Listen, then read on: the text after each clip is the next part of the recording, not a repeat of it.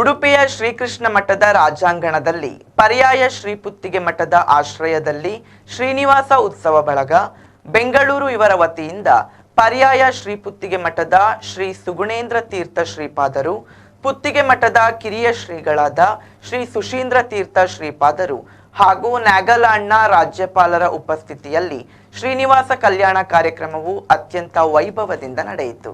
ಈ ಸಂಬಂಧ ಪುಣ್ಯಾಹ ವಾಚನ, ಶ್ರೀ ಸೂಕ್ತ ಹಾಗೂ ಪುರುಷ ಸೂಕ್ತ ಪಾರಾಯಣದೊಂದಿಗೆ ಅಭಿಷೇಕ, ರಾಜಹೋಮ, ಡಾಲೋತ್ಸವ, ಮಾಂಗಲ್ಯಧಾರಣೆಯೊಂದಿಗೆ ವಿಶೇಷ ಅಲಂಕಾರ ಮಾಡಿ ಮಹಾಪೂಜೆಯನ್ನು ನೆರವೇರಿಸಲಾಯಿತು.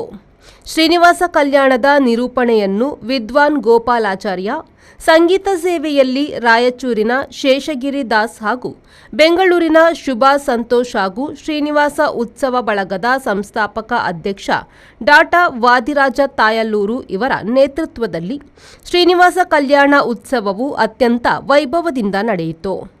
ಪುತ್ತಿಗೆ ಮಠದ ಪ್ರಸನ್ನ ಆಚಾರ್ಯ ಹಾಗೂ ರತೀಶ್ ತಂತ್ರಿ ಉಪಸ್ಥಿತರಿದ್ದರು.